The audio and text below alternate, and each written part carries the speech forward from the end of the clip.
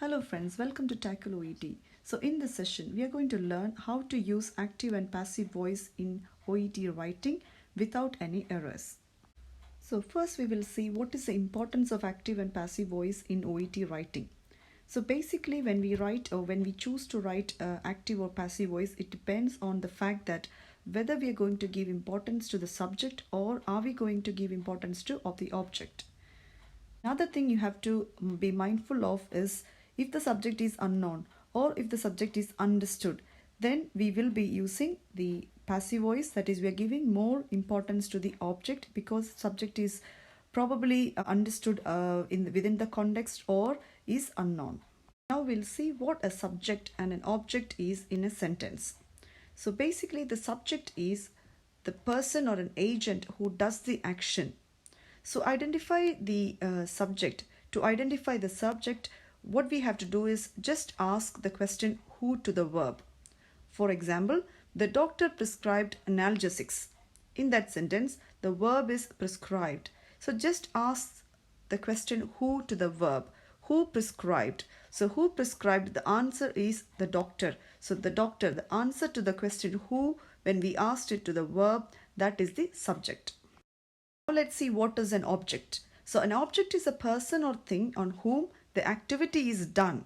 To identify the object, what you have to do is simply ask what or to whom to the verb. So what was prescribed? So the analgesics. So that is how we identify the object. Now we'll see how to formulate active voice and passive voice. So in active voice, the format is subject plus verb plus object. So the format of passive voice is first comes the object plus be plus third form of the verb or past participle plus by plus the subject.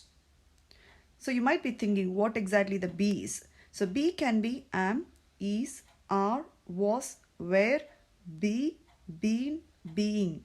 So it depends on the tense and also if it is singular or plural. It depends on those aspects how we choose which one to use. So I'm going to explain using the example. The doctor prescribed painkillers. So that is a sentence written in active voice because the order is subject, verb and object. So how will we determine if that is a subject? So just ask the question who to the verb prescribe. Who prescribed? So that is the doctor. Then if you come to the second sentence, painkillers were prescribed. So painkillers, so just ask to the verb prescribe. What was prescribed? So that is painkillers. So that is written first. So then the sentence is passive. So painkillers, object. So how we will be formulating this passive voice will be object plus be. Where is the be form which we are using here? Just because painkillers is plural and also the sentence is written in past tense, simple past tense. So we are using the simple past tense with plural be form. Painkillers were prescribed.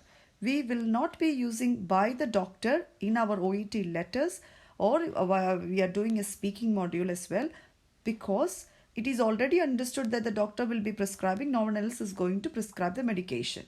So that is a non-fact, so the agent is not needed. So now these are some examples. Each sentence has been written in active voice and in passive voice.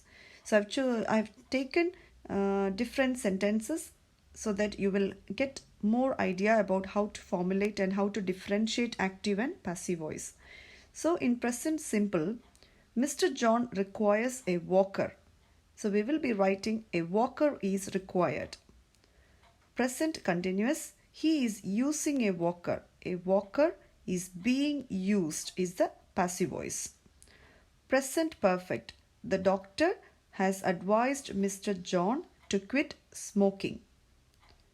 In passive, Mr. John has been advised to quit smoking. Past simple, the doctor ordered investigations. That is the active voice. And in passive, investigations were ordered. In past continuous, we were monitoring his blood sugar every 2 hours. So in passive, his blood sugar was being monitored every 2 hours. Past perfect, he had taken medication before he came for the appointment. In passive, medication had been taken before he came for the appointment. Future simple, a dietitian will review him. In passive, we will write he will be reviewed by a dietitian. Future perfect, the nurse will have given the injection by tomorrow. The injection will have been given by tomorrow. So when we are using modal verbs, for example, you should encourage him to mobilize. So in passive, we will be writing he should be encouraged to mobilize. So it will be should plus be plus the third form of the verb. In modal perfect, he should have taken medications. In passive, medications should have been taken. Infinitive, he has to follow instructions. The instructions has to be followed. So if we are using an active to follow or to plus verb, then in passive it will be to be plus third form of the verb. So there are some examples that you should be very careful about when writing the OET letters. For example, fever subsided. Wound has healed well. Things that are happening naturally, we will be writing in active voice. We can't write fever was subsided.